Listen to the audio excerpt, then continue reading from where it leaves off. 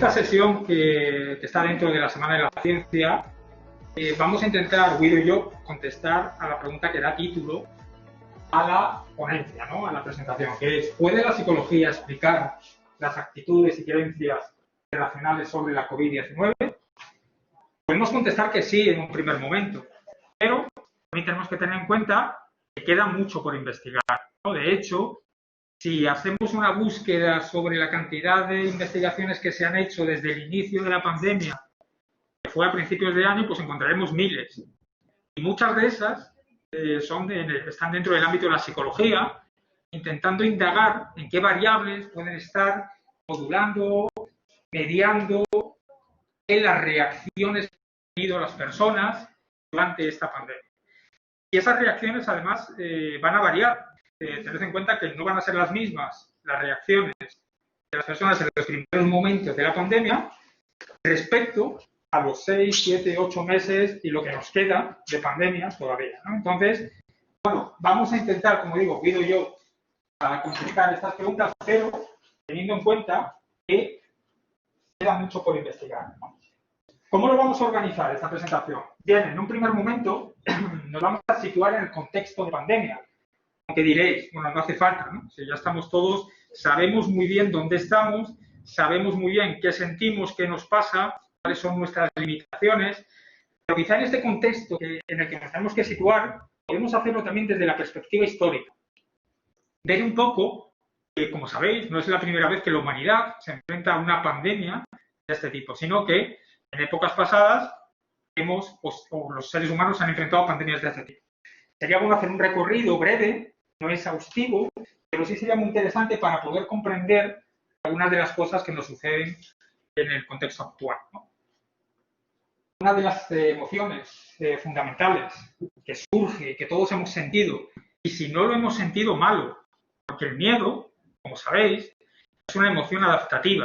¿Qué quiere decir? Que necesitamos sentirlo. Cuando hay un potencial peligro, como es una amenaza de un virus, además luego veremos qué variables acompañan a este virus, pero es una amenaza que no vemos, la intuimos. El miedo tiene que estar presente. Vemos luego que hay un punto en el, como en todo en psicología, el miedo se vuelve desadaptativo. Pero es necesario, como digo, por ser una emoción primaria adaptativa, que todos, ante una amenaza potencial como es el virus, la COVID o el COVID-19, sintamos miedo. Veremos esta emoción en concreto, ¿no? Y luego nos centraremos en algunas actitudes y creencias, no todas, pero sí algunas de las más representativas, que han surgido a partir del contexto actual de pandemia que estamos sufriendo, ¿no? Y también intentaremos darle una explicación a partir del conocimiento que tenemos de la psicología, ¿no? Veréis que en algunos casos la explicación estará más clara, en otros casos nos quedaría mucho por investigar para llegar a conclusiones claras y precisas, ¿no? Tenemos el impacto social, ¿no? Y durante toda la presentación, hombre, esta presentación tenía más vocación de taller, ¿no? que de ponencia como tal, ¿no? Con la idea de que participéis, que haya interacción, que preguntéis, por supuesto, eso sí, y así lo vamos a hacer Guido y yo, ¿no? Vamos a hacer algunos ejercicios para que tomemos conciencia de algunos aspectos de los que seguramente no tendríamos conciencia si no los hacemos explícitos en esta presentación, ¿no? Y luego, bueno, pues daremos una serie de conclusiones a partir de todo lo visto. Conclusiones en términos de, bueno, pues qué podemos aconsejar, qué podemos decir a partir de todo lo que hemos visto en la presentación para evitar esos sesgos, esas creencias, esas actitudes, esas conductas en algún grado irracionales. Bueno, nos situamos en un contexto de pandemia que conocemos actualmente. Claro, nosotros nos vamos a situar en el año 570, si bien podríamos ir más atrás, ¿no? Podemos mencionar la peste de Justiniano, como digo, en el año 570, que tuvo su origen en la ciudad de Constantinopla, en Turquía, y en esa ciudad, con un total de aproximado de 800.000 personas, llegaron a morir el 40%. En su conjunto, en el Imperio Bizantino, murieron 4 millones de personas. Tened en cuenta que eso es, primero, porque era en épocas pasadas, había menos gente, evidentemente, pero 4 millones es un número muy alto. actualmente en esta pandemia creo que estamos por el 1.200.000 a nivel mundial el número de fallecidos, para que os hagáis una idea. Claro, en el 2012 se identificó la causante, la bacteria, la denominada Yersinia pestis, que fue además la que originó 8 siglos después la peste que se sufrió, la peste negra en Europa, y también fue la misma bacteria la que originó en Asia la peste de finales del siglo XIX. Y también, por si pensábamos que estábamos muy alejados de esta Yersinia pestis, también ha habido brotes, epidemias en Madagascar en el 2017. Es que ahí, pues, bueno, esto nos hace una idea de lo difícil que va a ser combatir a este tipo de bacterias, a este tipo de virus. Pero nosotros como psicólogos, fijaros, nos interesa. Es verdad que estamos hablando del año 570. ¿Qué documentos tenemos a nosotros como psicólogos respecto a las reacciones que tuvieron en aquel momento las personas que sufrieron dicha pandemia? Hay escritos, os pongo aquí uno como ejemplo, es el de Juan de Feso, que habla de conductas aberrantes y nos habla de los habitantes cruzaban las calles cacareando como gallinas o ladrando como perros.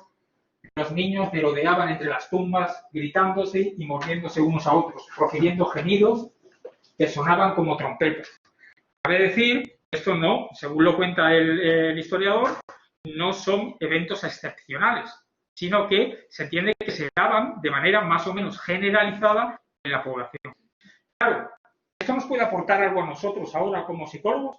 No, pues algo muy obvio, y es que había conductas aberrantes. Y nos podemos preguntar, ¿de dónde provienen esas conductas aberrantes? De un estado emocional alterado, seguramente de una emoción como el miedo. ¿Las conductas aberrantes son adaptativas? No. ¿El miedo que sufrieron tenía un nivel o una intensidad adaptativa? No. ¿Qué causó ese miedo? Obvio, el virus, la bacteria en este caso, la pandemia, y un contexto que luego veremos que tiene unas características derivadas de ese miedo, van a ser la incertidumbre y la falta de control. Estas dos variables las voy a mencionar, las vamos a mencionar a lo largo de toda esta presentación, porque son la base del caldo de cultivo del surgimiento de conductas aberrantes, creencias y actitudes. Y fijaros, claro, nos podemos preguntar también, ¿estas conductas aberrantes se han dado ahora en esta pandemia? ¿Hemos visto a gente gritando, hablando como perros? No. ¿Alguien lo ha visto? No. ¿Por qué? Seguramente por el grado de intensidad emocional que se sintió, percibió en aquel momento. A pesar de todo, en nuestro contexto, es evidente que el grado de certidumbre y de control de la situación va a ser algo mayor, va a ser mayor que el que se daba en aquella época. Porque en aquella época no sabían ni cómo, cuál era el origen de la enfermedad, cómo se contagiaba. Los recursos básicos, pues no todo el mundo tenía acceso a ellos. Por tanto, debemos asumir que esos niveles de certidumbre y control eran más bajos, mucho más bajos de los que sentimos en la actualidad. Lo que podría explicar por qué en aquel momento se dan conductas aberrantes de ese tipo y nosotros en este contexto podríamos llamar a esas conductas aberrantes como conductas extrañas. Por ejemplo, el hecho de comprar mucho papel higiénico. Hablaremos de ello en su momento. Bien, pero no solo. Podemos hacer veis aquí una lista, a modo de ejemplo os ponemos, que no es exhaustiva, pero sí del desarrollo histórico de diferentes pandemias, la peste de Justiniano, la viruela, que se la conoce desde hace 10.000 años, la gripe española, que surgió en 1918, la gripe asiática, el virus de la gripe A en el 57, la gripe de Hong Kong en el 68, una variación de la anterior, y el virus o el SIDA, ¿no? Todos conocemos, y por supuesto la actual pandemia. Claro, yo ya he mencionado dos variables fundamentales. Es que hay un potencial peligro que incrementa los niveles de incertidumbre y descontrol de la población. Es decir, una persona no sabe qué va a pasar, incertidumbre, y no tiene control sobre la situación. Eso es el caldo de cultivo ideal para que emerjan determinados trastornos psicológicos, conductas, actitudes y creencias, que es sobre lo que nosotros en la ponencia vamos a trabajar. Claro, en aquellas pandemias, ¿qué estrategias se utilizaron? Pues sorprendentemente las mismas que estamos utilizando ahora. se utilizaban, pues veis aquí os hemos puesto algunas fotografías de, pues esta es del siglo XX, pues cómo era obligatorio llevar mascarillas, cómo ya había un palacio de hielo en la gripe española, se habilitaban grandes espacios para poder atender a todas las personas que estaban siendo afectadas, ¿no? Y el contexto actual, que todos conocemos. Surgió en Wuhan, en China, a principios de año, y generó una alerta sanitaria que dio lugar a una campaña de salud pública para poder atajar la cantidad de muertes y la propagación del virus. Como he dicho en la diapositiva anterior, las estrategias que se utilizaron son muy similares a las de épocas pasadas. Higiene, distancia social, uso de mascarillas, búsqueda de vacunas. En épocas pasadas había menos tecnología, pero sí había químicos, médicos que indagaban en los bubones, en la peste negra, para ver cuál era el origen, si podían tratarlo. Entonces veis que no hemos variado mucho. Y si no hemos variado mucho, seguramente sea porque estas son las estrategias más adecuadas. Pero si son las más adecuadas, ¿por qué no funcionan? Precisamente por el componente psicológico. Porque la sociedad no es capaz de adaptarse a la demanda, que sería la adecuada y la adaptativa a una situación de pandemia. Esa es la clave al final. Pero luego que vamos a darle mucha importancia a cómo transmitimos la información. Porque eso va a generar que se incremente la certidumbre y la sensación de control de la población. Si no lo hacemos bien, baja la certidumbre, baja el control, se incrementan las conductas desadaptativas. Por supuesto, esto no es fácil. Estamos viendo en nuestro contexto de pandemia, ¿no? Cómo hay contradicciones en la información que nos dan, lo que nos dicen los políticos, lo que dicen las comunidades, lo que dice el gobierno. Todo eso genera incertidumbre y descontrol. ¿Qué podemos aportar nosotros como psicólogos? Podemos apostar, cómo gestionar las amenazas a través de los dirigentes, los políticos, darles pautas para cómo comunicar la información, transmitir la información de manera adecuada. También, lo acabo de decir, cómo mejorar la comunicación científica, que eso es uno de los aspectos clave, ¿no? Para contener la pandemia a través de unas adecuadas pautas de conducta en la población. Eso es quizá lo más difícil y lo que estamos viendo ahora, ¿no? Cómo alinear los intereses individuales y colectivos. Esto es el reflejo puro de la política, ¿no? No son capaces de hacer converger sus objetivos políticos con los objetivos de salud pública de la nación. Eso nos frustra mucho, ¿no? Nos enoja, ¿no? Porque a cada mensaje que nos dan vemos que hay un mensaje oculto que está orientado más a beneficios políticos que a beneficios sobre la población, ¿no? Bueno, pues sobre eso también podemos trabajar los psicólogos, ¿no? Cómo ejercer un liderazgo eficaz, ¿no? Muy relacionado con pautas de comportamiento no verbal, con pautas de la información verbal, ¿no? Qué transmitimos y cómo lo transmitimos va a tener un efecto muy importante sobre la población, sobre todo en todo momento, ¿no? Respecto a los líderes, ¿no? Pero en un contexto de pandemia eso va a ser mucho más necesario, ¿no? Porque se requiere que la población asuma unas pautas de conducta que pueden ir en contra de aspectos básicos como la libertad, el movimiento y demás. Y, por supuesto, cómo brindar apoyo social y emocional. Nosotros en esta ponencia no podemos abarcar todos estos puntos. Nos vamos a centrar más en cómo gestionar las amenazas y, sobre todo, en cómo mejorar la comunicación científica, ¿no? Veremos luego pues, aspectos como la persuasión, las fake news y demás. Bien, claro, hemos hablado del miedo, que luego profundizaremos un poquito más en esta parte, y hemos hablado de la forma de comunicación, ¿no? Hemos dicho, el miedo es una emoción primaria, necesaria, adaptativa, que tiene dos cualidades principales. Se contagia y de manera muy rápida. Pero no en un contexto digital o de Internet como el que conocemos nosotros ahora. En un contexto más primitivo también cumple estas premisas. En un grupo de primates, cuando uno de ellos expresa miedo, eso se contagia rápidamente al resto y eso es muy adaptativo, porque permite rechazar la amenaza, huir o atacar al grupo entero y a la persona individual.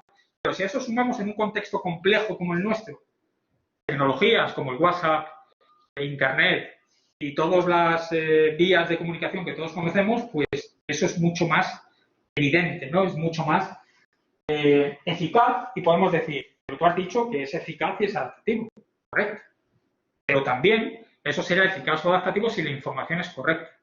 Porque si la información es falsa, la rapidez y con la que se transmite el miedo puede generar perjuicio al grupo poblacional, elevando en exceso los niveles de alerta, generando conductas desadaptativas. Entonces, quiero que veáis, bueno, esto en todas, tanto la emoción de miedo como el resto de las emociones, como he dicho anteriormente, son adaptativas hasta que se vuelven desadaptativas. Lo mismo que la ansiedad, lo mismo que el estrés, serán adaptativos hasta que llegan a un punto que se vuelven desadaptativos. Con todo esto, pues bueno, a nosotros podemos preguntarnos, bueno, pero yo es que no soy como esas personas que tienen creencias irracionales y que salen en televisión, soy de otra categoría, podríamos decir. Ahora lo veremos con Guido, ¿no? Pero deberíamos contestar estas preguntas. Si alguna de ellas contestáis que sí, pues puede que no debamos hablar de categorías, que ellos son así, nosotros somos así, ellos son negacionistas, conspiranoicos y yo soy una persona normal, sino que debamos hablar de un continuo y preguntarnos, en un extremo está la persona normal, una persona normal, todavía no he conocido a ninguna, pero dice que hay alguna, por ahí, y en el otro extremo estarían los conspiranoicos. Si hablamos en términos categoriales, pues yo me sitúo aquí o me sitúo así, aquí, pero si es dimensional, pues yo me puedo situar, incluso variando el contexto, algunas veces aquí, otras un poco más aquí, otra aquí. Y eso es un poco lo que veamos, lo que vamos a ver ahora con Wilson. Te doy paso.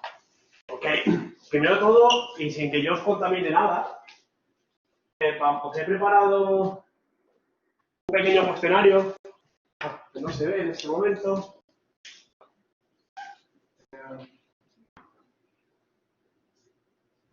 Y ahora os explico de qué es, ¿vale? Si podéis acceder, son unas cuantas preguntas que son preguntas extraídas de un cuestionario validado para investigar este tipo de cosas, y si os quedáis luego con el móvil en la mano, genial, ¿vale? Porque hay una parte en la que tendréis que buscar vosotros cosas en internet, ¿vale?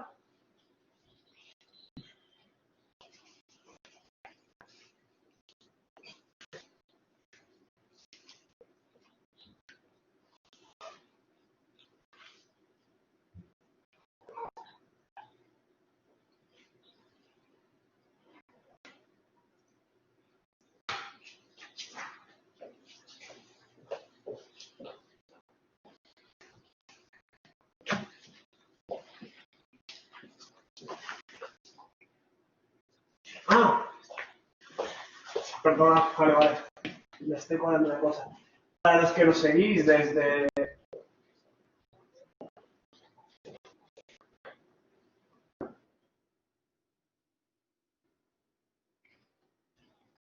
Incluso lo podemos abrir desde aquí. Sí, para los que nos siguen... Perdonad, acá ponéis esto.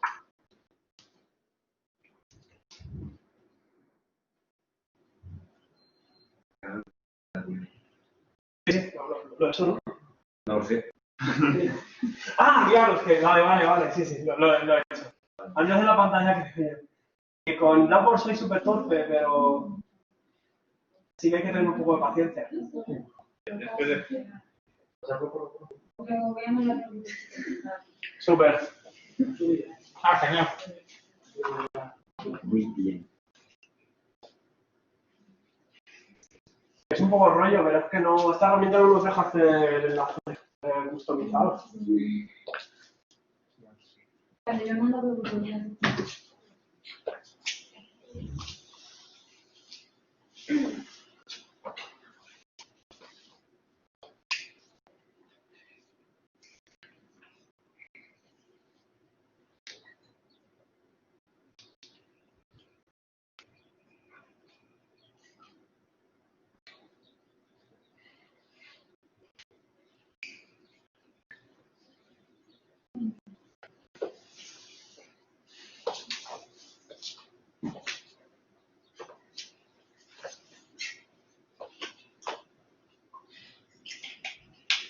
justo de aquí, para que lo veamos un poco para ver las preguntas. Sí, espera.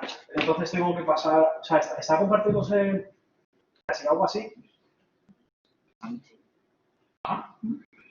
Pues no sé si los de casa lo ven, creo que no. No tendrías que compartir la aplicación.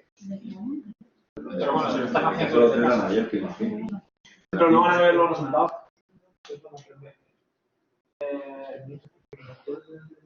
Hostia, está compartiendo la aplicación. Ah, vale, está compartiendo la aplicación. Un responsive. Voy a compartir pantalla, ¿no?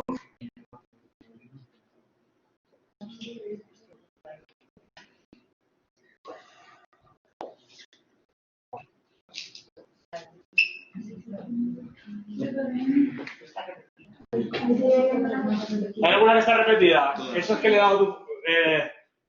Ya trabajáis con esto, pero es un poco rollo, porque para hacer preguntas tienes que dar a duplicar y como esto es simplemente para hacer... Esto es para iniciar una conversación, ¿vale?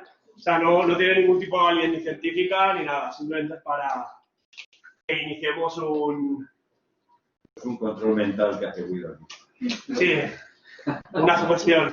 Creo que todos hayáis traído una cuchara porque... Se ha reído este chiste y ya... Pues macho, eso es vamos, No quería hacer sangre, pero... Ni habías nacido, tío. Genial, muchas gracias.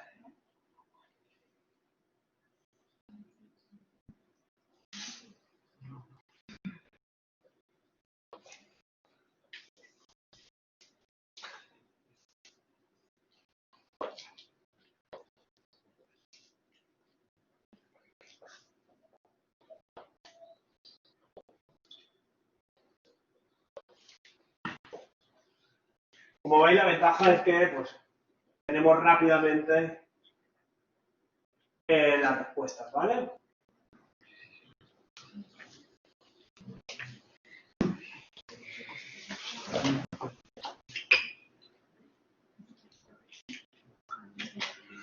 El alma sí que pone ahí. Es que no veo sin gafas. Ah, vale, dice, el alma sigue existiendo aunque el cuerpo muera. Luego, la siguiente es, mediante el uso de amuletos, las personas pueden protegerse. ¿Vale? O sea, son... Ahora que ya sois 20 y pico, más o menos intuyo que ya estáis terminando ya. Cuento, este es un cuestionario de unos investigadores. Este en concreto es el cuestionario de Tobacic, que son unos investigadores que trabajaron en el... Bueno, que son un poco los pioneros en el estudio de las creencias irracionales. ¿Qué es una creencia irracional? Pues una creencia que no se adapta al conocimiento científico actual. ¿Qué ocurre? Que, como vemos aquí, si, como decía Fernando, clasificamos entre gente irracional y gente racional, ¿qué estaríamos perdiendo? Los matices, ¿no? ¿Por qué? Porque todos estamos imbuidos en algún tipo de creencia que no se ajusta a lo que la racionalidad, sea lo que sea, dicta. También pasa que tú puedes ser un muy gran científico y tener creencias muy extrañas. A ver, casos curiosos. Premio Nobel, ¿no? Que se supone que te certifica como que eres un científico de la leche, o científica de la leche, que es nuestro caso, ¿vale? La doctora Lynn Margulis, premio Nobel en los años 90, porque hizo unas investigaciones sobre las mitocondrias, ¿vale? Además, en biología, ¿no? Que se supone que es... O sea, una persona que hace biología es una persona que tiene que saber mucho de ciencias, ¿no? Esta señora compagina su premio Nobel de biología con ser negacionista del VIH. ¿Alguien ha oído hablar alguna vez del negacionismo del VIH? En resumen, piensa que el VIH, que es el virus que provoca el SIDA, no existe, es una invención, ¿vale? Y se organizan y hacen campañas denunciando que el VIH no existe, ¿vale? Se remonta a razones históricas de los años 80, relacionada con ciertos grupos de interés, con un fuerte componente LGBT-fóbico y con un fuerte componente de el no querer expandir el uso de los anticonceptivos, en especial de los de barrera, ¿vale? Y hoy en día aún existen.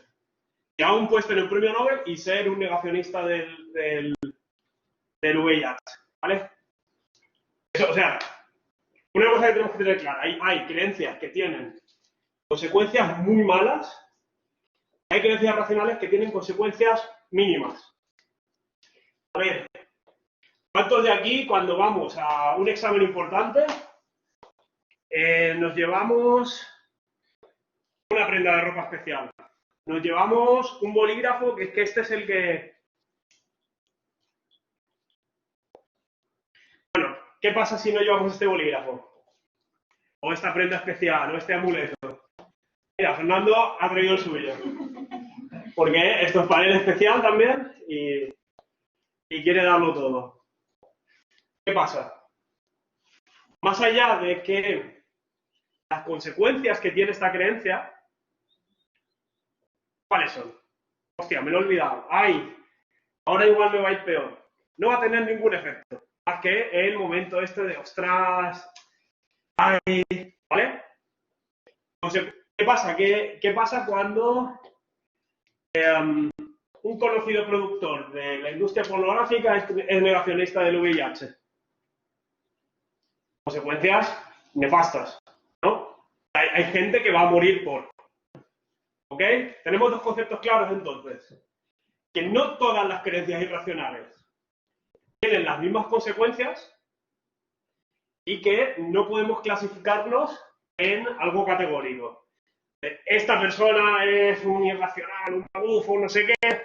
Esta persona es una persona brillante sin ningún tipo de creencia rara. ¿Vale? Nos movemos en lo dimensional y lo que tenemos que pensar es qué consecuencias tiene. ¿Vale? Vamos a ver un poco nuestra respuesta a este cuestionario. Dice, el alma, en general, pensamos que sí. Uso de amuletos. Tendencia a que no estamos de acuerdo con esta frase. Y como veis, como ya dijimos anteriormente, hay variabilidad. ¿Ok?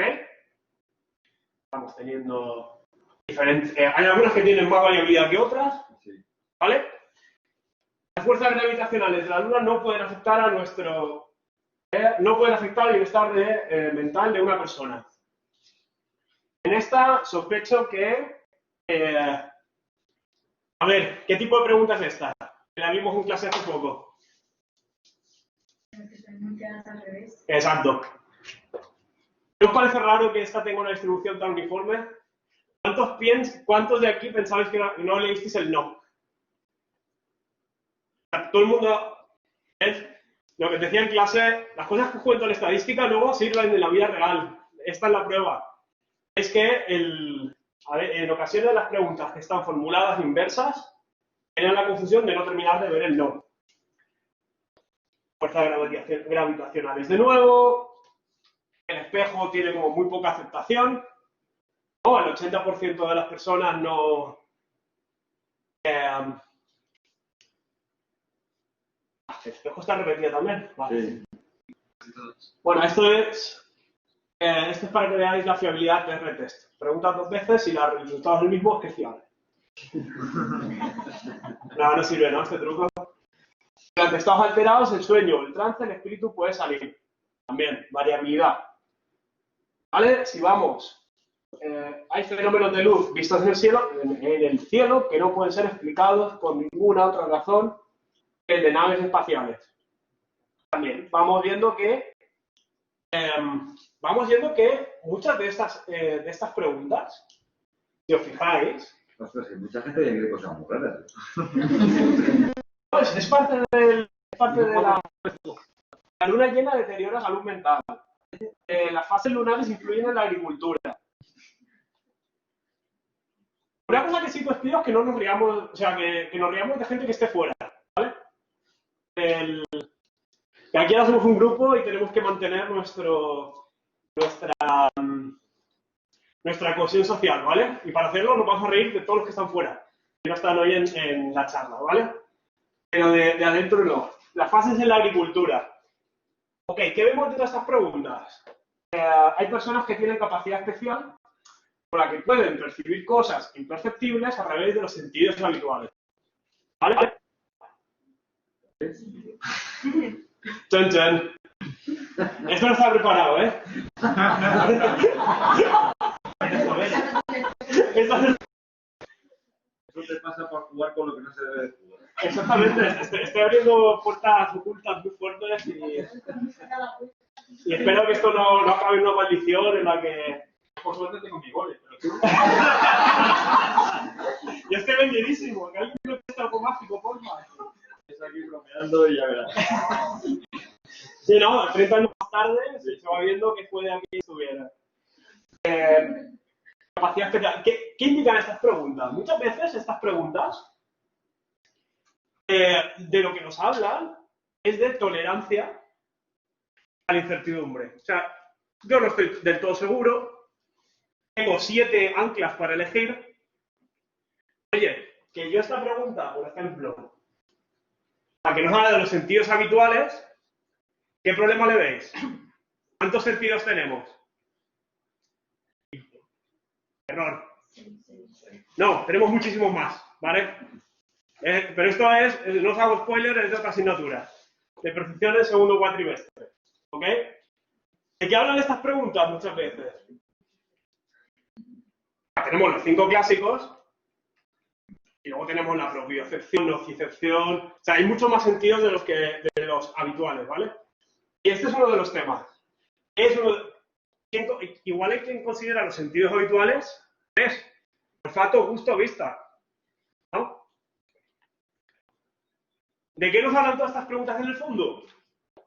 De que yo no estoy seguro de las cosas, ¿vale?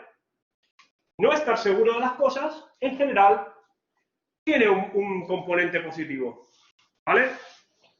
Yo no estoy seguro de qué hora pasa el metro y por eso llego temprano.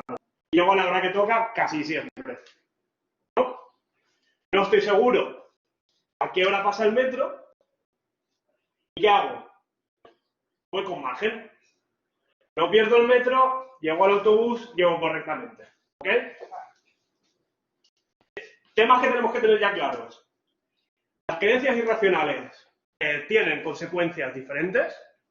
No es lo mismo que nosotros, que yo tenga mi boli de la suerte, que tiene un efecto en mí, que si no lo tengo tampoco va a tener un efecto muy negativo, a que yo crea que las vacunas provocan más enfermedades de las que curan y por eso no vacuno a mi hijo. Y mi hijo acaba muriendo. ¿Vale? Entendemos, ¿no? La dimensionalidad, las consecuencias y la incertidumbre. ¿Vale?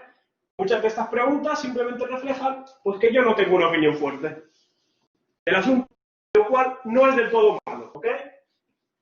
Volvemos a la presentación.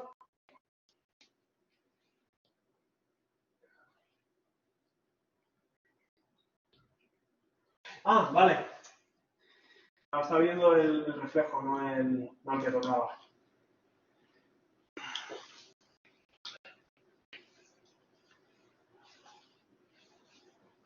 Es esto, ¿no? ¿Así? Eso es. Perfecto. ¿Qué?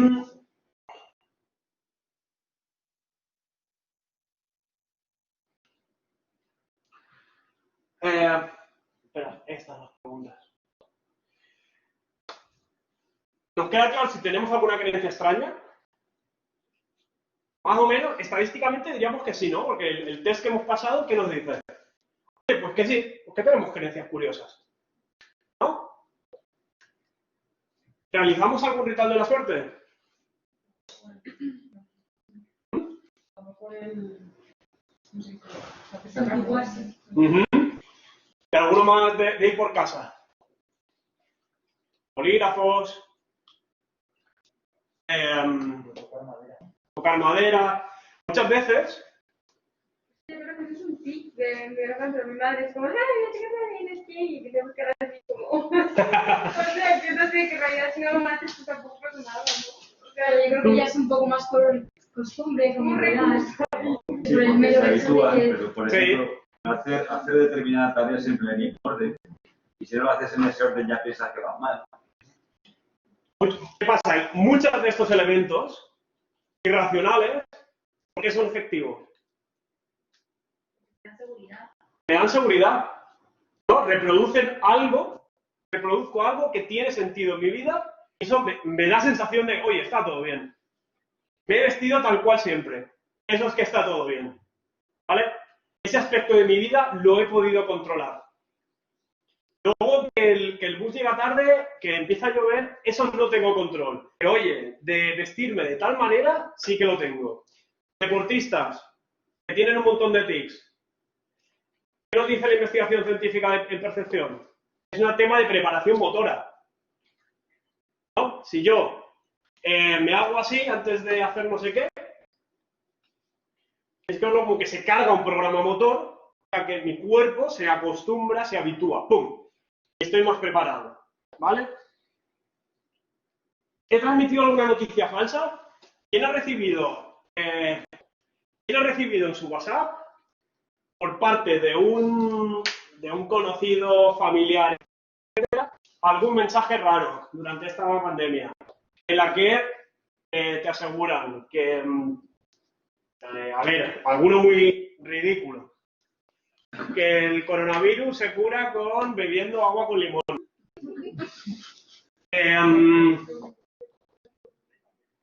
Que todo es una conspiración del gobierno. ¿Hemos recibido alguno de estos mensajes?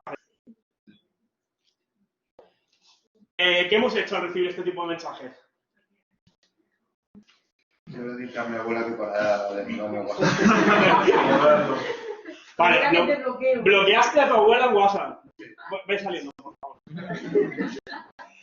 Es poco sensible. ¿Qué pasa? ¿Tenéis la necesidad de... O sea, cuando veis a una persona que está equivocada, ¿qué es lo que hacéis? ¿Discutir? ¿Una opción? Depende de la persona. Hay cosas, o sea, si a esta persona, igual que en las religiones, si esta persona es más feliz y tiene una vida normal, entre muchas comillas, simplemente, ¿por qué vas a discutir? O sea, no os vais a convencer, en una discusión normalmente no convences a nadie. Lo que estás haciendo es que se reafirme en su posición muchas veces. ¿Para qué discutir algo? Pero puedes dar tu opinión y esa persona si quiere aceptar esa opinión o no, pues ya es todo suyo. ¿Patricia? En principio también depende hasta dónde afecte, ¿no? A la persona. Hubo un ejemplo en el COVID, no sé si recordáis, esto de dar vapores a 40 o 50 grados, pues que mataba el virus y tal. Eso lo lanzó un médico, psicólogo. Y hubo muchas mujeres mayores que se ponían a hacer vapores. Claro, esto sube la cabeza, baja la tensión, lo que corresponda. Pues evidentemente si lo sabes lo dices, si es una persona cercana. Si no, pues derivas la información o intentas que alguien lo solucione. Yo creo que depende de la información y el peligro que corre la persona que tienes al lado. Claro, no es lo mismo que la abuela o un conocido. A mí me llegan a través de un grupo de... A mí estas cosas, yo estoy en contacto con el mundo paranormal a través de un grupo de WhatsApp de antiguos estudiantes de un máster. ¿Vale? Es mi ventanita al mundo paranormal. Bueno, y luego yo por mi cuenta también me meto en foros, me gustan las teorías, o sea, me gusta leer de teorías de la conspiración, pues son algunas muy divertidas, ¿vale? Lo que dice Patricia, que pueden tener, lo que hemos dicho antes, pues pueden tener consecuencias negativas. O sea, imaginaros una persona que recibe un mensaje, te dice, oye, haz esto y vas a ser invulnerable. Peligro al canto. Otro mensaje que te dice que si no reenvías el mensaje a 50 personas con este enlace que tiene un virus, te van a ocurrir cosas malas. Valoramos las consecuencias y aquí apuntabais que discutimos, ¿no? Venga, la fiebre del papel higiénico, ¿quién la vivió? ¿Marzo? todo el mundo compra papel higiénico, luego otra fiebre que era comprar levadura. Bueno, lo de la harina, tío, lo de la harina se volvió más rara que el telurio, ¿no? ¿No? ¿Qué vivimos? Una serie de ciclos de comprar compulsivamente. Bueno, compulsivamente no, comprar sistemáticamente, ¿no? ¿Este es tuyo o lo dejo? Esa es mía. Sí, perfecto. Pues os dejo de nuevo con Fernando y luego volvemos, ¿vale? Bueno, vamos a retomar lo que ha estado hablando Guido. Bueno, pues al final, lo que he dicho yo antes y lo que ha comentado Guido, pues debería haber generado miedo, ¿no? Más miedo. ¿Por qué? Porque sabemos que el virus que tenemos ahora, por lo que hemos visto en la historia, es muy probable que conviva con nosotros mucho tiempo. Y porque además ya no podemos utilizar la excusa de que él es de una categoría diferente a mí, conspiranoico, y yo no lo soy. Hemos puesto algunos ejemplos muy bien explicados por Guido, como pues todos tenemos en algún grado, pues hemos enviado alguna fake news, todos tenemos algunas manías que nos pueden traer suerte. Ahora nos interesa ir un poquito más allá. Hemos dado nuestra perspectiva diciendo que en términos pues nos tranquiliza hacer eso, pero ¿hay alguna base científica, procesos psicológicos que puedan explicar por qué yo envío una fake news? ¿O hay alguna base científica por el comportamiento, por la activación de nuestro cerebro que pueda explicar por qué una persona llega a entrar en llega a creer que hay una conspiración concreta? Vamos a profundizar un poquito en eso, ¿no? Y vamos a partir del miedo ante la amenaza, que lo dejamos ahí, y que yo decía, el miedo junto a determinadas características contextuales, que también las ha mencionado Guido, el nivel de incertidumbre, el nivel de control percibido, dos variables que son subjetivas, es decir, ante una misma amenaza que puede ser muy evidente como es la pandemia, cada uno de nosotros vamos a sentir un nivel diferente de incertidumbre y de control. Eso va a estar determinado por muchas variables y no solo por la objetividad del potencial peligro. Entonces, ahí hay una gran variabilidad que luego veremos cuáles son estas variables las que están determinando esos niveles de incertidumbre y control. Y ese contexto de incertidumbre y control en general es un miedo. Miedo necesario y adaptativo. Será adaptativo cuando el nivel de intensidad afectiva generada por ese miedo esté en el punto óptimo. Seguramente a muchos de vosotros os va a sonar la curva de Yerkes-Dodson que aplica, que es la relación entre activación y rendimiento. Y nos explica la relación entre el nivel óptimo de activación, que cuando yo llego a este nivel óptimo de activación es donde voy a tener el mejor rendimiento en diferentes procesos, como la memoria, la atención y demás. Podemos poner el ejemplo de cuando nos presentamos a un examen, pues si yo consigo llegar al punto óptimo de activación, voy a obtener el mejor rendimiento. Si voy muy nervioso al examen, me voy a pasar. Y si voy muy tranquilo, seguramente mi rendimiento también decae. Esto aplicaría también al miedo. Y aquí vamos a advertir lo difícil que será eso, ¿no? Porque somos muchas personas en España. Lo que tienen que hacer los políticos, los dirigentes con la información es llevarnos aquí. Y eso, por lo que yo sé, todavía no lo hemos conseguido. ¿Por qué esto es tan difícil? Porque esto es una situación excepcional. A pesar de que a lo largo de la historia haya habido pandemias, es una situación excepcional. En la búsqueda del equilibrio, lo que primaría sería ensayo y error. Acordaros cuando iniciasteis a montar en bicicleta. ¿Cómo fue la primera vez? ¿Cómo fue la segunda? Un poco mejor. La tercera, un poco mejor. Luego, directamente. Aquí estamos en la primera vez que nos montamos en la bicicleta. En la primera vez que afrontamos una pandemia en un contexto moderno como el actual. Es normal que no estemos en el punto óptimo, ¿no? Claro, aspectos positivos del miedo. Va a ser positivo cuando llegamos al punto óptimo y cuando dotamos a la población de herramientas y estrategias de afrontamiento. ¿Cuál es el punto negativo? Cuando elevamos el miedo intensamente a la población y no les dotamos de herramientas para afrontarlo. Eso va a dar lugar a una serie de conductas que son defensivas, como la propia desatención, que puede llevarnos a este punto. En la pandemia actual estamos fluctuando continuamente, sí. Pero en ningún momento nos hemos estado establecido aquí, mantenido en una constante, ¿no? Ese es el gran peligro. Cuando apelamos fuertemente al miedo, solamente va a ser eficaz cuando al mismo tiempo dotamos a las personas de herramientas para afrontar el peligro. Si no es así, eso va a generar conductas desadaptativas. Explicaciones dentro de la psicología que nos llevan a un punto u otro de esa balanza, ¿no? Que podemos hablar de sesgos. Hay una fuerte retroalimentación informativa que nosotros hemos sentido en la pandemia. Por un lado, un sesgo en el procesamiento de la información. Cuando nosotros experimentamos una emoción, hay una tendencia a procesar prioritariamente información congruente con ese estado afectivo. Y eso es muy adaptativo. Si yo tengo miedo, priorizo la información relacionada con el miedo. Lo otro lo desatiendo en algún grado. Si a eso sumamos el sesgo en la emisión de la información, ¿cuánto porcentaje del telediario se ocupa en la COVID? Han reducido mucho el deporte, ¿no? Que le guste lo tiene fastidiado, porque son 5 minutos. El 80%, juntarlo todo. Retroalimentación informativa. Tengo un sesgo hacia la información activa, me lo dan. ¿Qué es lo que sucede? Me llevan a la parte derecha de esa curva de Jerkes-Dobson, que puede dar lugar a conductas desadaptativas. Al otro lado también nos pueden llegar. Primero porque partimos de un sesgo del optimismo. Es decir, hay una creencia de que es menos probable que a mí me pasen cosas malas que al resto.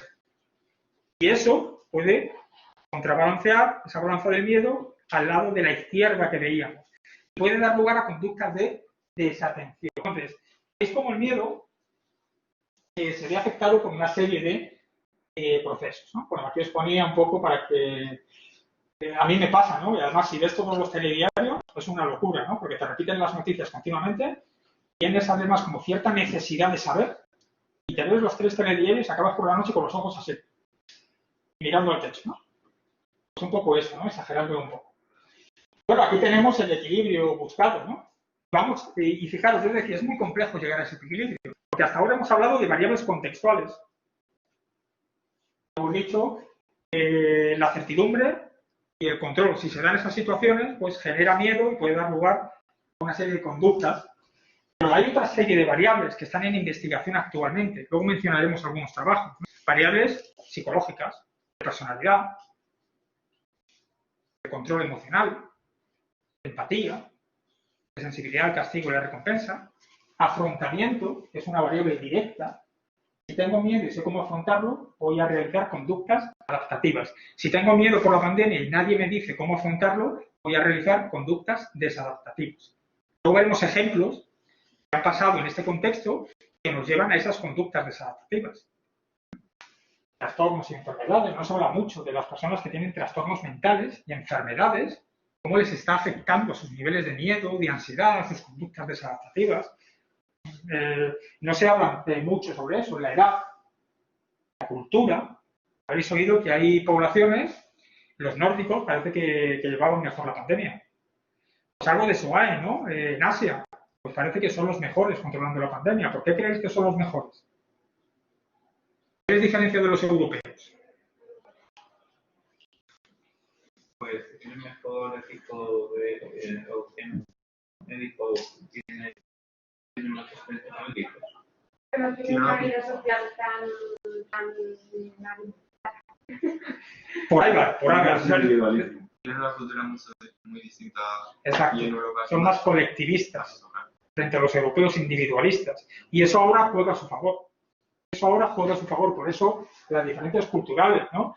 Nosotros los vemos en el telediario y nos llama un poco la atención, cómo van todos como ovejitas, ¿no? Directamente, pues ese es el carácter colectivista que sin duda está afectando este equilibrio. Estatus social. Si estamos hablando de la capacidad de afrontamiento como uno de los elementos fundamentales para entender este equilibrio, una persona que tiene recursos va a sentir que tiene más capacidad de afrontamiento. Entonces, ya hay investigaciones al respecto, ¿no? Y el género. ¿Es que hay diferencias de género en cómo estáis, hombres y mujeres, están pasando la pandemia?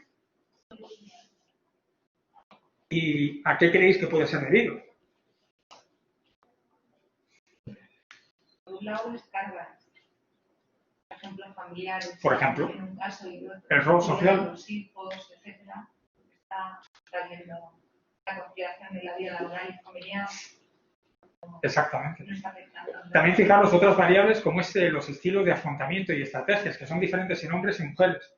Las mujeres tienden más a lo emocional, los hombres más al control de la situación, lo que puede dar lugar, y de hecho hay investigaciones, que los niveles de ansiedad y depresión y estrés son mayores en mujeres durante la pandemia que en hombres, ¿no? Por muchas variables, como las que habéis dicho, rol social, carga, y también por otras variables que puede ser pues el tipo o estilos, estrategias o estilos de afrontamiento. Entonces, que no es nada sencillo, ¿no? Os ponía aquí, perdón, cómo, pues en el lado de incrementar los niveles de miedo, tenemos los sesgos de procesamiento, de emisión y procesamiento, por el otro el sesgo de optimismo, y en ambos ponemos la desatención, porque la desatención puede ser un mecanismo de protección, cajetilla de tabaco con unos pulmones podridos. Si no soy capaz de afrontar la situación y dejar de fumar porque no me siento capaz, ¿qué es lo que hago? Me compro una funda muy bonita que lo tapa y evito mirarlo. Perfecto. Desatención. En el otro lado también, junto a la habituación. Y nos podemos habituar. ¿Os habéis habituado a la pandemia, al contexto? ¿Cómo lo habéis notado? Por ejemplo, yo creo que cualquier persona ve ahora una película de hace 2 años y dice, ostras, ¿a dónde va sin mascarilla? Es cierto que, fijaros, en lo que se llama simetría hedónica, que es una de las leyes de Frida, nos habla que nos adaptamos o nos habituamos más lentamente a lo negativo que a lo positivo. Y eso tiene un valor adaptativo. Pero la adaptación o la habituación a lo negativo sucede. Sobre todo si el intervalo temporal es muy amplio. ¿Cuánto llevamos de pandemia ya? 8 meses, por lo menos, y lo que nos queda. Puede haber un proceso de habituación que puede dar lugar a que desatienda la información y la balanza vaya por este lado. Entonces, bueno, solamente para que veáis, como digo, todo esto está en investigación. Para haber integrado las variables, están mediando, moderando los efectos encontrados entre el miedo y las conductas desadaptativas. Ejemplos visuales de ese desequilibrio. Os dijeron, era conveniente en aquel momento que se hubieran mostrado de manera explícita las imágenes de los cadáveres, los ataúdes, llegando al Palacio de Hielo. ¿Hubiera sido bueno? Hombre, en cierta manera yo creo que tiene sus pros y sus contras. Lo negativo es porque la gente que ya está asustada, que ya les preocupa, es todavía más nerviosa. Los santos ya casi lo demuestran. Incrementas mucho el miedo. Incrementas el miedo y la... Totalmente de acuerdo. Un cosa bastante feo, o sea, pues si está algún familiar tuyo, por desgracia, en esa circunstancia, ver eso, pues no creo que a nadie le haga gracia. Hay un componente ético. O tener, por ejemplo, una familia en el hospital, porque de repente lo dicen que mi familiar va a estar ahí. Por ejemplo. Pero todo ese razonamiento parte de un error. Es que asumimos que ellos saben en qué punto estamos. Si estamos aquí, sería adecuado mostrar los cadáveres. ¿Por qué? ¿Pero y si estamos aquí? ¿Sería adecuado? No. ¿Lo sabemos previamente? ¿Alguien ha hecho algún estudio respecto a eso? No. Vamos a ciegas. Sí.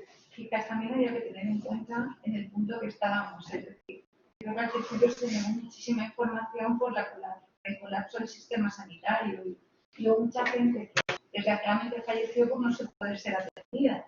En ese momento no era viable poner, o sea, no era políticamente correcto poner los fallecidos. Claro, ahí está. Ahora, Exactamente. las UCIs están libres, entre comillas, no está tan saturado, hablamos con más facilidad de la gente que fallece. Al principio era como un dato a esconder, creo. Bueno, pero eso era la crítica que se hacía. Mostrarlo hubiera sido relativamente fácil. Quien no lo mostró es porque consideraba que había un componente ético, el morbo, que no había que dar a la población. Pero si había un contraargumento que dijera, a pesar de que sea de un poco de morbo, vamos a conseguir que se incremente la sensibilidad de la población hacia el problema. Y seguramente salvemos vidas. Al final la ética no es tan sencilla. De hecho, también hay un debate por el contrario, es decir, al inicio, si yo soy una persona adulta, en este caso aquí, por ejemplo, no sé cómo, yo vivo en el sur, en Madrid, y sé que me voy a acercar a un centro sanitario, estoy en un estadio grave, no me van a poder atender, me voy a quedar 2 días en el pasillo, lo mismo, éticamente tengo derecho a que me digan, no me van a atender y pueda fallecer en casa. Mire, estoy hablando de este componente ético en el que yo no digo está saturado y al final me acabo sin atenderme. ¿Qué está pasado? Falleciendo en un pasillo. Claro, Quizás esa persona sí que podría dar la opción de estar con sus familiares. claro, cuando hablamos de ética, veis que podemos...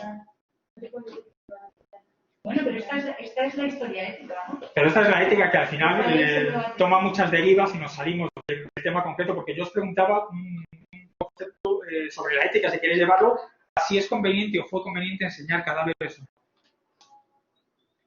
¿No? En ese punto.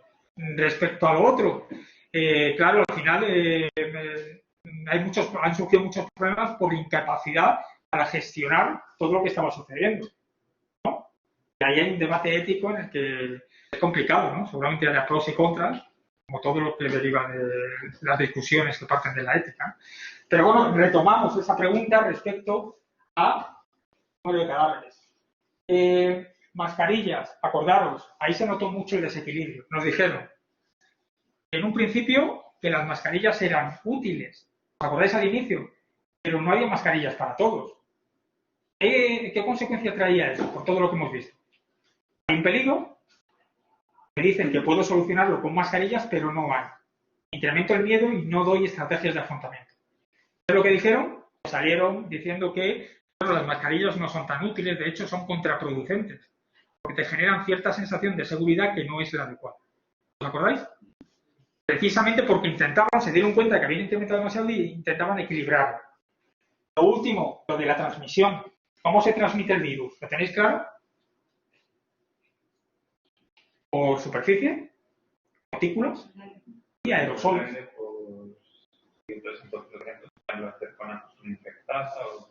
Sobre todo por aerosoles, ¿no? Fijaros que si nos dicen por aerosoles, eso puede incrementar el miedo mucho. Por lo tanto, hasta que no esté adecuadamente contrastada la información, ahora ya parece que se acepta que sí la forma de transmisión es esa, ¿no? Pero veis cómo están jugando con todos estos ejemplos, con los niveles de miedo que se están transmitiendo, que se transmiten a la población.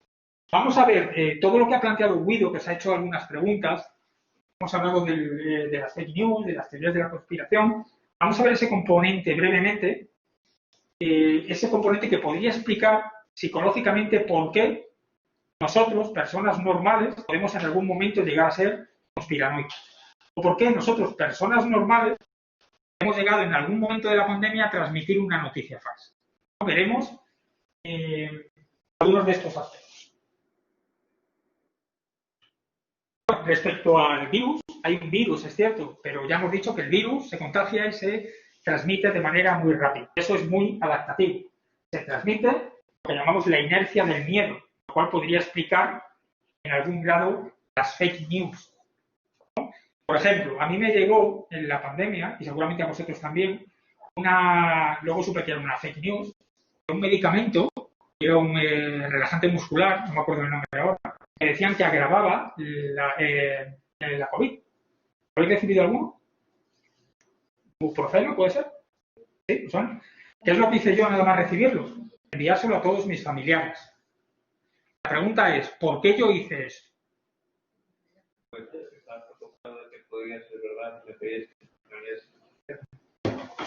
Yo hice una estimación de probabilidades, no es que lo hiciera mentalmente, pero eso es un heurístico o un atajo.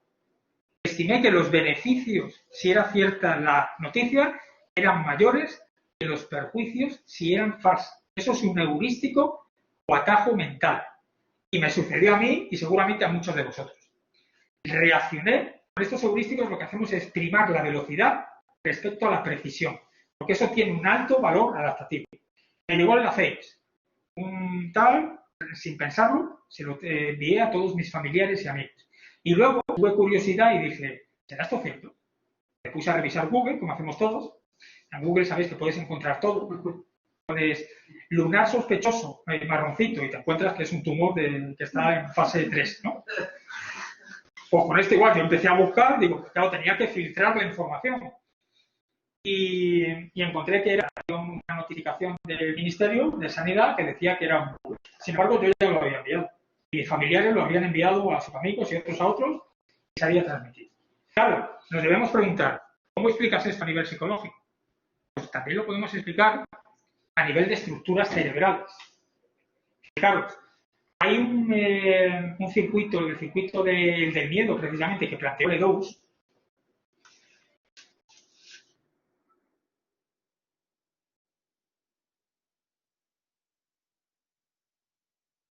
Circuito que planteó Ledoux, que es idéntico a lo que acabo de explicar, ¿no? Ledoux decía, la información emocional negativa, puede ser cuando yo voy caminando por un bosque, un estímulo emocional potencialmente peligroso, lo que hace nuestro cerebro es procesarlo y llevarlo, esa información, en este caso visual, hasta el tálamo sensorial.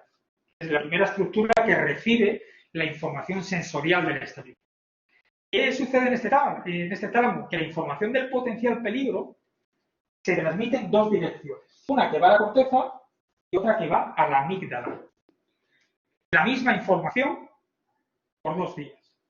Pero la vía tálamo-amígdala es más rápida que la vía tálamo-corteza. De esa forma se explica que cuando yo voy caminando en el bosque, oigo un ruido fuerte, reaccione y luego me dé cuenta de si es peligroso o no. Es decir, esta vía ya te condiciona, prima la velocidad y luego si el estímulo es verdaderamente peligroso no lo es, si lo es, la corteza va a decir bien hecho, continúa. Si no lo es, va a inhibir la respuesta conductora. Es decir, ya tenemos una estructura, las estructuras cerebrales que pueden explicar ese heurístico o atajo mental que nosotros vemos reflejados en las fake news. Claro, decimos, bueno, pues si lo tenemos del cerebro será bueno, ¿no? Será adaptativo. Dios no nos ha creado con algo malo en el cerebro. Decimos lo mismo, adaptativo hasta cierto punto y en determinados contextos. En el ejemplo de un potencial peligro cuando voy caminando por el bosque, perfecto. Aquí, la transmisión de una información falsa, por ejemplo, la del medicamento o que falta determinado alimento, puede generar determinadas conductas desadaptativas que den lugar a que falten recursos de alimentos, de bebidas y pongan en peligro al grupo, ¿no? Entonces, bueno, veis cómo podemos explicar esas fake news a partir de estructuras cerebrales. Teorías de la conspiración. Habéis tocado algunas con Guido y habéis una explicación. Es porque tiene que ver con la certidumbre e incertidumbre. Cuando asumimos una teoría de la conspiración, ganamos certidumbre. Con el virus no lo tenemos. No estamos seguros de dónde viene, cómo surgió, pero si nos dicen que lo ha generado Trump para vengarse de los chinos, pues lo aceptamos y eso nos da certidumbre. Por lo tanto, perfecto. Hay muchas teorías, y claro, Guido ha mencionado algunas, ¿no? Hay una muy curiosa, teoría de la conspiración con las vacunas. ¿Lo habéis oído alguna vez? ¿De las vacunas? ¿Os habéis vacunado alguna vez? Sí, ¿verdad? Bueno, pues nos dicen que nos meten chip para controlarnos. ¿Y dónde surgió esa idea de las vacunas?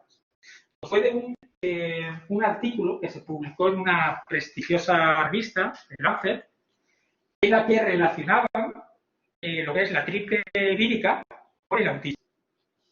Luego se comprobó que eso era falso, porque los datos eran fraudulentos. Pero eso da igual. La semilla estaba sembrada. A partir de ahí se empezó a asociar vacuna con autismo, con control de los gobiernos y con muchas otras cosas. Quiero que veáis un poco el origen, que puede ser muy fácil, a partir de, claro, luego lo mencionará Guido, ¿no? Pero ¿por qué esto surgió tan evidentemente? Porque había un medio de transmisión, que es The Lancet, que es una prestigiosa revista científica, que tenía un alto poder de persuasión. A pesar de que fuera falsa, luego posteriormente la activó. Como veis, bueno, pues la 5G y la COVID, la tecnología te enferma. A lo mejor esta no la conocéis, es la de la estela química. Y hay algunos seguidores que dicen que los aviones comerciales manipulan tu cerebro, esa estela de humo que echan, y que dicen que tiene un componente químico que está desarrollado por el gobierno para generar un control mental de la población. Pues veis que son un poco absurdas. Y también la de la Tierra es plana. No sé si hay alguien aquí que lo crea, ¿no? Pero si no lo creéis, ¿lo habéis visto o comprobado? Sí, hay un cuadro que yo sé cómo se ve ahí, un cuadro que lo ves, y lo va. Y hay fotos de naves. ¿No? Pero te pueden haber engañado. Pueden haber puesto la foto desde fuera, porque desde nuestra perspectiva como tal, lo más lógico es pensar, y así fue durante muchos siglos, hasta Galileo y demás, que la Tierra es plana, ¿no? Entonces, asumimos que es redonda. Entonces, ahí lo que comentaba Guido, la duda, la probabilidad, aunque sea mínima, de que sea cierto, es lo que puede estar en la base explicativa de que en algún grado o en algún momento yo pueda asumirlo. También en épocas pasadas, bueno, en el gran incendio de Roma, surgió pues la explicación de que Nerón fue quien provocó el fuego para poder reconstruir Roma a su conveniencia o como le gustara. Es como si hubiera hecho una reforma, ¿no? Viendo cómo era Nerón, no era algo raro, ¿no? Sin embargo, Nerón lo que hizo es una contrateoría de la conspiración, y lo que hizo es acusar a los cristianos. La teoría del chivo expiatorio, pues bueno, veis cómo las teorías de la conspiración también se pueden utilizar instrumentalmente para un objetivo o un beneficio de los gobernantes o los países, ¿no? En la gripe española, por ejemplo, se hablaba del veneno alemán. Durante SIDA, se pensaba que Estados Unidos había preparado esta enfermedad como arma biológica y que lo había probado en los homosexuales, lo había probado en minorías y que posteriormente, bueno, pues tenía un origen en África, ¿no? Lo que comentaba Guido anteriormente, os preguntaba por qué lo creéis y dábamos algunas pistas respecto a la incertidumbre, ¿no? O la certeza que nos pueden dar determinadas teorías de la conspiración. Bueno, teorías que en este contexto de pandemia, pues se hablaba de arma biológica por los chinos y también la contrateoría conspiratoria, que era lo contrario, ¿no? Que los Estados Unidos habían generado un arma biológica. Repetimos, ¿por qué esto es así? Porque nos ayuda a comprender eventos complejos. Y cuanto mayor sea el nivel de incertidumbre y descontrol de la población, más probable es que emerjan teorías de la conspiración. Pero ese es el contexto externo. Hablamos de que hay un contexto interno. Se tiene que dar una tormenta perfecta. En algún momento, alguno de los que estamos aquí, es probable que pueda llegar a ser un conspiranoico, a pesar de que ahora no lo piense. Y para que se dé eso, tendría que darse la tormenta perfecta. Primero, una situación como una pandemia, en la que haya falta de control, en la que haya incertidumbre. Y luego, esto es lo que os decía, en la actualidad ahí se está investigando sobre qué variables pueden estar mediando en esta relación. Y recientes, relativamente, investigaciones nos hablan que el rasgo de ansiedad podría estar mediando en esta relación. Los niveles, las personas que tienen niveles altos de rasgo de ansiedad serían más, sería una mayor tendencia a creer en teorías de la conspiración. También el locus de control externo, ¿no? Y el pensar que mis éxitos y mis fracasos dependen de algo externo y no de mí. Eso tiene sentido, que ante un virus que llega de repente, personas con locus de control externo van a tender a pensar que viene del exterior.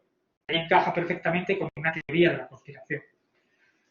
Miedo a la muerte, búsqueda de certidumbre, necesidad de control, ideación paranoide y esquizotipia. También se ha encontrado que personas con rasgos de esquizotipia tienen mayor propensión a creer en teorías de la conspiración. Fijaros, el narcisismo también se ha asociado en algunas investigaciones con una tendencia a creer en teorías de la conspiración.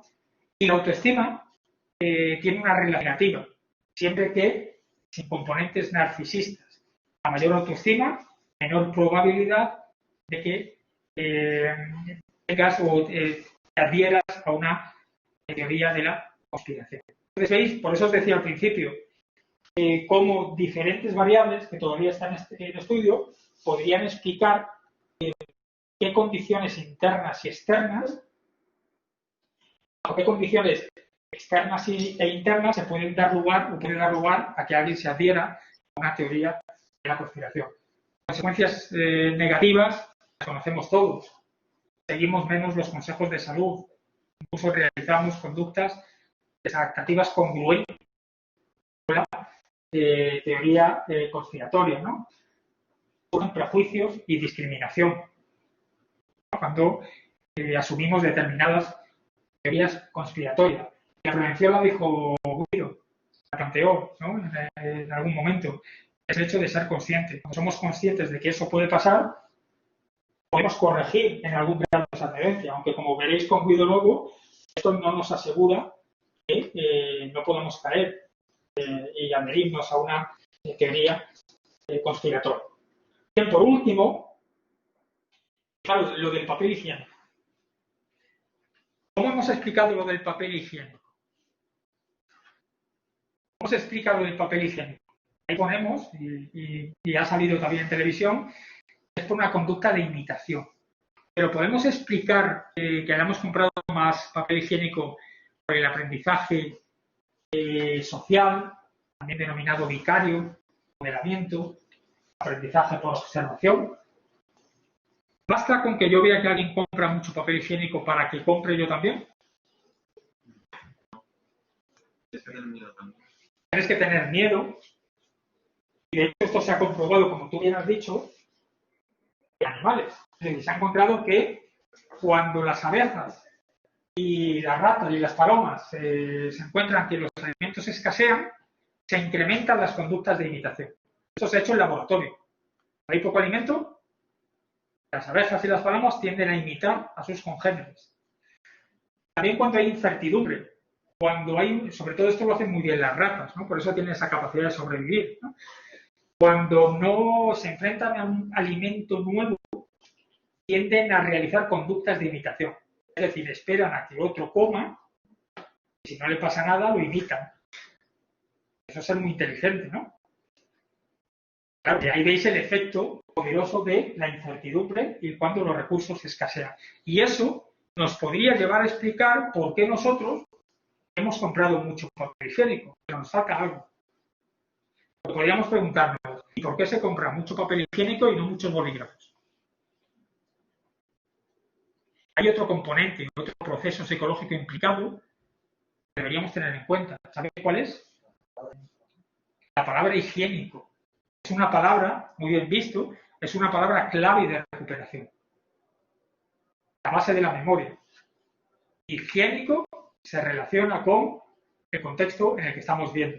El efecto de congruencia, acordaros que yo lo mencioné antes, respecto a las emociones, siento un estado afectivo de miedo y tengo genero sesgos en el procesamiento de información congruente con ese estado afectivo. En memoria aplica igual. Quiere decir que cuando estoy en un contexto semántico determinado, con el componente higiene está presente, va a atraer mi atención en mayor grado cuando voy por el supermercado productos que tengan ese componente semántico. Si a eso le sumamos que lo hace uno, luego será un proceso de aprendizaje social, tenemos la explicación psicológica de por qué determinados productos se compran de manera masiva. Ajá. Y también puede ser porque el papel higiénico se utiliza para una función primaria, ¿no? Y es muy interesante. El bolígrafo, pues no. Tiene un componente motivacional. Es una motivación, la inscripción es una motivación primaria. Muy bien visto. No entendemos solo que sean los motivos primarios de los que conocemos, ¿no? De hambre, sueño y demás. Bien, como es un motivo primario, es posible que también aporte a estos componentes. Esto no lo leí, pero también dice que el papel higiénico se descontrola porque ocupaba poco espacio, porque era lo que podías tener guardado y además que no se estropeaba. También el razonamiento, bien visto. Es decir, claro, pero eso es una... ¿os acordáis cuando hablamos de la disonancia cognitiva? Y la tendencia que tenemos a darle un razonamiento a aquello que hacemos de manera irracional. Esa sería la parte del razonamiento, la conducta irracional. También se decía que también lo hacía porque la gente, como veía que otros compraban mucho, pues entonces por eso quería... Exacto, el aprendizaje, lo que es vicario, se relaciona. ¿Sí? Un ejemplo como el del papel higiénico podría ser el uso que hacemos de la mascarilla. Es decir, por ejemplo, si se pone la mascarilla es a partir de unos meses para evitar cuando vemos a una persona, por ejemplo, paseando sola por la playa, aunque esté a 100 metros con la mascarilla puesta, no tiene a nadie a su alrededor. ¿Sería algo parecido a esto? Bueno, desde luego hay imitación. Hay un vídeo muy gracioso de México, que suelen hacer vídeos muy graciosos. Son dos actores, uno de ellos va sin mascarilla y se sitúa en un grupo que está sin mascarilla, ¿no? Y llega el que hace de médico, que está informando sobre las consecuencias de no llevar la mascarilla, se acerca al actor, que es un pinche de él, y le da una torta y le dice, ponte la mascarilla, no sé qué, no sé cuántos. ¿Qué es lo que hacen el resto? Ponen la mascarilla y van haciéndolo así. Eso es un proceso de imitación por refuerzo o castigo. Ni más ni menos. Y todos lo hacían. Y nadie se quejaba, porque había porque era una autoridad que le daba una torta a otro por el que estaba pinchado y todos los que estaban alrededor sin mascarilla se lo ponían. Un ejemplo muy claro en lo que tú has dicho, pero con castigo. Es decir, si a la imitación le sumas el castigo, si a la imitación le sumas otros procesos, pues podríamos explicar con mayor precisión por qué compramos mucho papel higiénico. Pero como nos hemos dado cuenta, hay muchas variables que intervienen y que seguramente, pues si alguien se anima a explicar esto, pues podamos detallarla en un futuro con mayor precisión. Vale, pues yo con esto termino, creo que me ha alargado un poquito. Y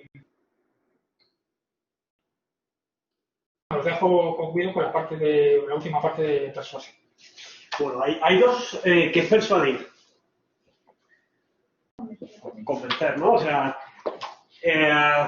yo no quiero salir de fiesta esta noche, el colega dice, no, pero vente, lo pasaremos bien. Venga, no seas así. ¿No? Me persuade, me convence. Esto ocurre a muchos niveles, ¿no? Tanto del colega que tiene ganas de fiesta y tú no. Al final, pues, te acaba pareciendo una genial idea ir de fiesta, aunque esto me suena a mí ya a mundo pre-COVID, pero me entendéis, ¿no? Hay una persuasión, ¿no? Yo quiero que tú cambies de idea. ¿Quiénes son los especialistas en esto? ¿Quiénes se ganan la vida con esto? O los psicólogos que trabajan en psicología del consumidor y la publicidad, ¿no? ¿Cómo hacer que una persona reciba un mensaje y lo haga suyo, ¿no? Lo persuada. Obviamente esto es una industria millonarísima, ¿vale? ¿Por qué alguien se creería una conspiración? Además es algo que en el fondo va a ir en su contra, ¿no? Porque si yo creo que el 5G, esto fue, no sé si lo visteis, una de las teorías conspiracionistas del COVID era que Bill Gates, el fundador de Microsoft, metía en el 5G elementos para controlarte y era lo que provocaba el COVID. En Inglaterra llegaron a ir a torres de 5G. Es una tecnología de teléfonos móviles para que vaya más rápido, ¿vale? Empezaron a quemarlas y a destrozarlas.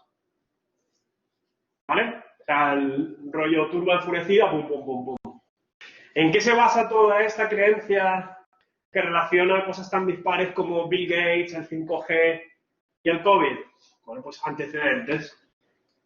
El motivo por el que la gente toma a Bill Gates como algo relacionado con el COVID es que es un tío que lleva años advirtiendo de este tema, no del COVID en sí, sino de las infecciones y de los virus, que van por zoonosis, o sea, pasan de animal a humano. Y claro, tú miras un documental que hizo Bill Gates a mediados del año pasado, mediados finales, del año pasado, y ya el tío te sale en el documental, porque como hemos visto en estadísticas, es un tío que le interesa el tema de las enfermedades y de erradicarlas.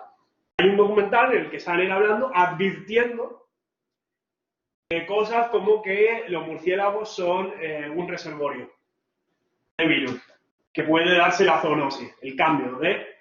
¡Pum! ¿Qué pasa? Que alguien que necesita conocer, necesita explicar el mundo, encuentra una explicación muy rápida, ¿no? Bill Gates lo sabía.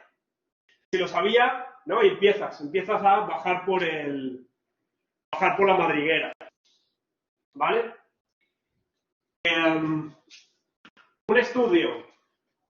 Un estudio que ha salido hace nada, porque como estamos viendo, lo que estamos viendo ahora es que la ciencia que se hace sobre el COVID, no solo de la investigación biomédica de cómo atajarlo, sino también la psicológica, va muy rápido.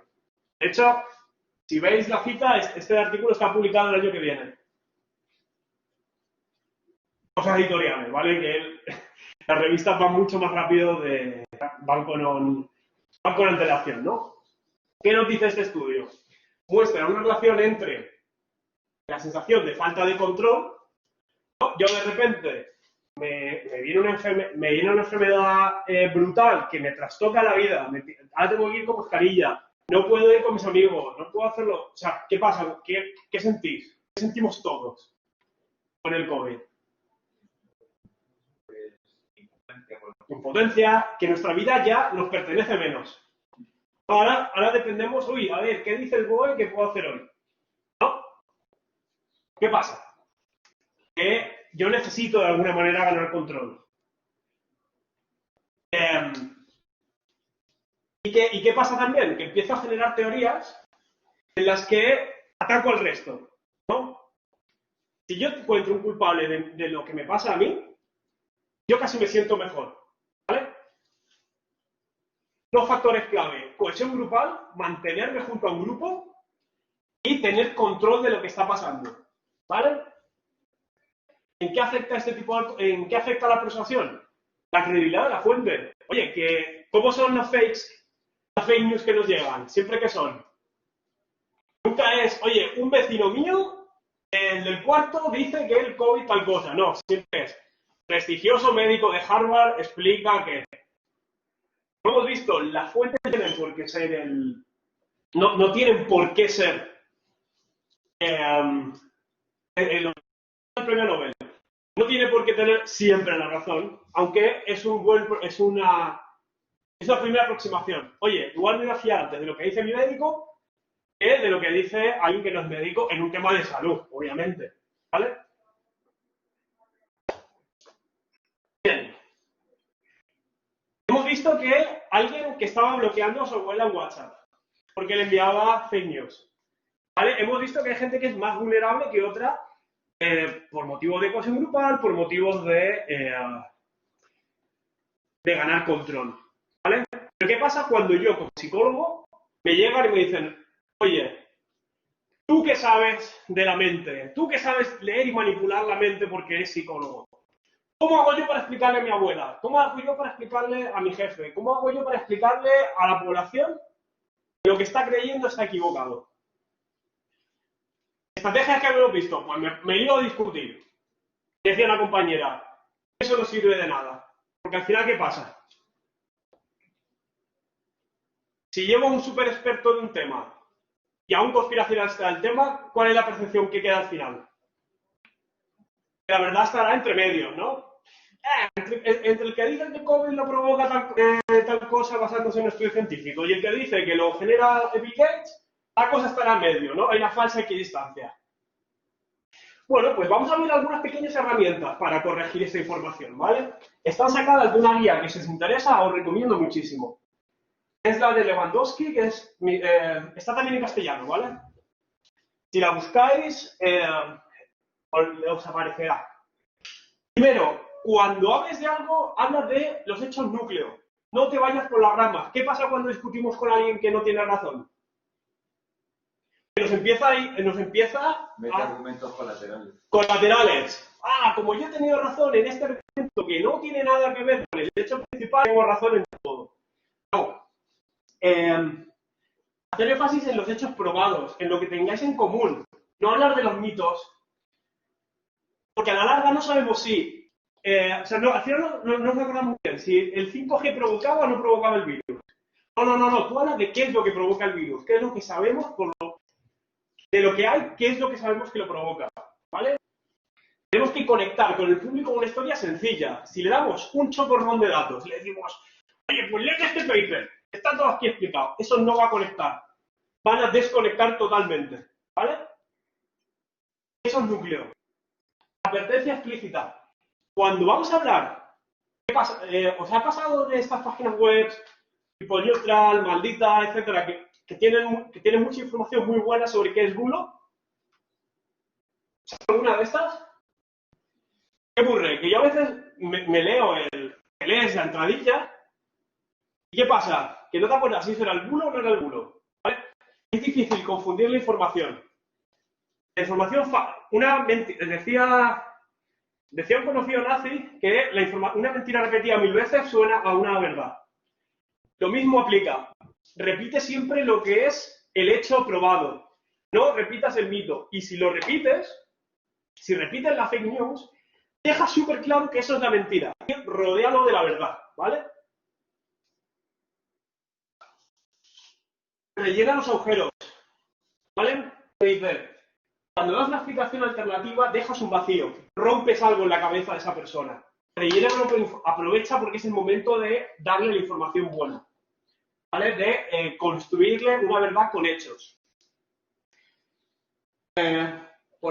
Vale, esto está sacado en un blog, por eso no tiene sentido que veáis esta entrada de blog. Pero bueno, se entiende, ¿no? Repite la información correcta. Ofrece una explicación alternativa. Cuando puedas, dale la información visual, ¿ok? Aquí en el ejemplo de la guía de Lewandowski te dice, oye, que 100 científicos sacan un manifiesto en contra del cambio climático, en contra de la teoría de conspiración y de fake news, que dice que el cambio climático no está provocado por los seres humanos, ¿no? ¿Qué pasa? Que si tú vas a dar un gráfico, en este caso, la forma de montarlo es decir, oye, mira, pero de estos 100 científicos, solo uno es climatólogo. El resto, pues, no tiene por qué saber, ¿vale? Ten en cuenta las necesidades de tu público. Cuando compañero que habla con la abuela, no tiene por qué bloquearla. ¿No? Sí la has bloqueado. ¿Ves? A que lo he repetido tantas veces que ahora, más o menos, os vais a ir convencidos de esta invención que he creado para desprestigiar a un compañero, ¿no? ¿Vale? Cuando hablamos con una persona, tenemos que adaptarnos a su lenguaje. A ver qué necesidades tiene. Decía Fernando, él cuando ha transmitido... no, era el de potencia, no pasa nada. Cuando él ha transmitido una noticia falsa, no lo ha hecho porque, voy a gerundar a mi familia, que se crean esto y no se tomen hoy un ibuprofeno. Al revés, lo ha hecho con todo el amor del mundo, queriendo proteger a los suyos. ¿Vale? Esto es una cosa que no solemos tener muy clara a la hora de divulgar, que muchas veces las motivaciones de la gente son buenas, su ejecución es lo cuestionable. ¿Vale? Nos vamos a pasar rápido porque estamos sin tiempo, así que si no os importa pasamos al mensaje final. ¿Puedes recordar el nombre de la teoría, el autor? Te lo pongo para atrás. Lewandowski con W. Está en internet, es fácil de encontrar. Y como vamos 5 minutos final, si no os importa. ¿Queréis luego colgamos la presentación? Sí. Hay cosas muy interesantes que nos hemos... con los análisis de caso y no va a poder ser. Y... Fernando, si das una pincelada a las conclusiones. Ok. Sí, bueno, era solamente de todo lo que hemos visto, sobre todo la parte de ser consciente, ¿no? Hay una parte muy importante que es si yo soy consciente, y esto aplica a todos los procesos automáticos cognitivos que se puedan dar, hemos hablado en clase de procesos automáticos como la activación del estereotipo, que da lugar al prejuicio y a la discriminación. Si yo soy consciente de eso, puedo atenuar el efecto de esos procesos automáticos. Entonces, lo importante es ser consciente de que podemos sufrir, entre comillas, ciertos procesamientos automáticos de la información que pueden dar lugar a determinadas conductas que podemos hacer sin ser del todo conscientes. Ejemplo del WhatsApp, fake news que yo transmití a mis familiares. Fijaros que la conciencia fue posterior, porque yo luego consulté si era verdadero o falso. Lo racional hubiera sido que lo hubiera hecho al revés. Lo hice así porque hay un proceso automático adaptativo en un contexto que deja de serlo en otro. Esa es la pura teoría de la evolución de Darwin. Capacidad de afrontamiento, es decir, que seamos capaces, sobre todo en ámbitos de dar información a la población. Tenemos que darles, al mismo tiempo que incrementar el nivel de miedo, si es necesario, con un estudio previo, darles las herramientas para poder afrontar las situaciones. Si nos dicen que las mascarillas son necesarias, porque si no nos contagiamos, no nos digáis que no hay mascarillas, porque generas un nivel de intensidad emocional muy negativa, ¿no? En ese caso, hay que mirar y tomar decisiones buscando que sean operativas. Pero claro, esto de tomar decisiones operativas nos lleva al punto de vista de los políticos, ¿no? Cada uno piensa que la disputa que tiene la Comunidad de Madrid con el Gobierno de España, cada uno piensa que sus medidas son las operativas, las adecuadas, y ahí entramos en el campo de la subjetividad. Bueno, yo no, como objetivo a cumplir, no podemos asumir en un futuro que lleguemos a ser como las hormigas, ¿no? Que a pesar de tener menos capacidad cognitiva, se mueven todas a uno. Eso tiene una ventaja para ellas evolutiva, para nosotros no tanto. Y tiene eso de no movernos todos a uno, si bien tiene muchas ventajas, también tiene muchas desventajas cuando se da un contexto de incertidumbre. En definitiva, y con esto terminaremos, 5 puntos. Ser conscientes de la gestión de la información, algo que en principio es simple, de manera individual. Oye, esto que voy a hacer, me ha llegado una fake news, ¿esto es coherente? ¿Es más lógico que yo busque información antes de enviárselo a mis familiares?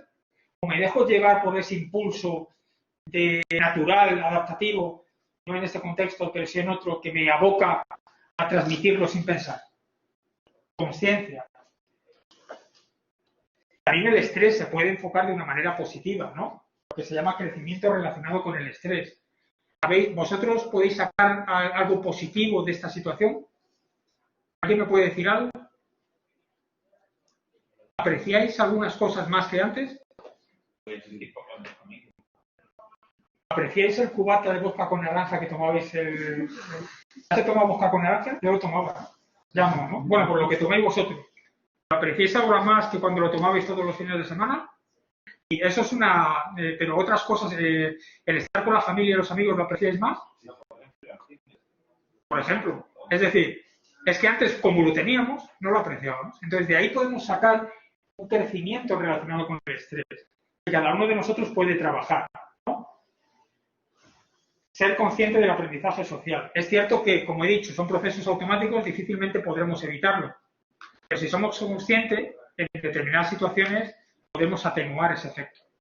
Ser consciente, cuando, por ejemplo, os decimos, esto va con estáis en clase y alguno pues se habitúa, hay un proceso de habituación y se acerca mucho a otro, ¿no? Y le decimos, oye, mantener la distancia de seguridad.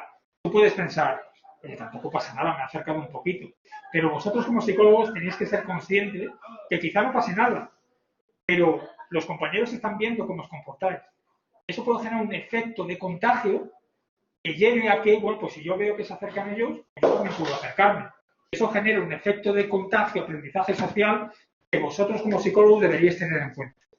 Más allá de que luego sea coherente, que te puedas acercar más o menos a una distancia de voto. Tened en cuenta los efectos del aprendizaje social. Lo que también comentaba Guido, ¿no? Es que debemos, lo típico que se dice, contar hasta 10. ¿Lo habéis aplicado alguna vez? Tiene sentido. Todos los días. Todos los días. Cuenta hasta 10. ¿Por qué? Porque sabes que toda la programación neurobiológica que tú tienes de activación, cuando alguien te dice algo desagradable, la reacción natural del animal humano que somos es agredir, alejarnos, pero si tú cuentas hasta 10, inhibes en cierto grado esa primera reacción. Esa no es ni más ni menos que la interacción entre corteza prefrontal y regiones subcorticales más de la emoción, ¿no? Como son el sistema límbico. Es adecuado contar hasta 10. Regular los niveles de activación. Eso hemos dicho que es complicado. El gobierno, los dirigentes, y es complicado porque lo vemos en todos los países. No hay ningún país que haya conseguido, algunos más que otros, un equilibrio de la activación emocional de sus población suficiente para condicionar las conductas adaptativas necesarias para combatir el virus. No solo a nivel poblacional, sino en nosotros mismos. Nosotros, cada día, estamos en una continua lucha por mantener el equilibrio en todos los sentidos. A nivel motivacional habéis mencionado niveles de glucosa, niveles de agua. A nivel emocional también, siempre buscamos el equilibrio. Esa, como conclusión, podríamos decir sería el último punto.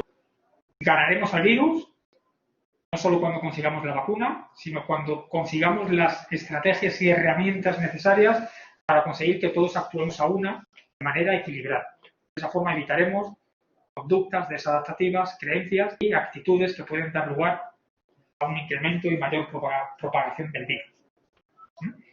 Y con eso, por mi parte, no sé si quieres apuntar algo. Sí. ¿Qué línea creéis que es la más larga de estas tres? Bueno. Exactamente. ¿Vale? ¿Qué es lo que pasa? ¿Cuál es el mensaje, cuál es un poco un mensaje final para que lo llevéis? De que cuando vemos las líneas, aun cuando sabemos que hay una que son, aun cuando sabemos que son las tres iguales, nuestros mecanismos cognitivos que nos piden, ¿no? Indicar esta, la otra, ¿no? ¿Qué pasa? Hay que estar al tanto de contar hasta 10 y saber que como esto ocurre, pues sacar la reglita y medirlo, ¿vale? Muchas gracias por venir.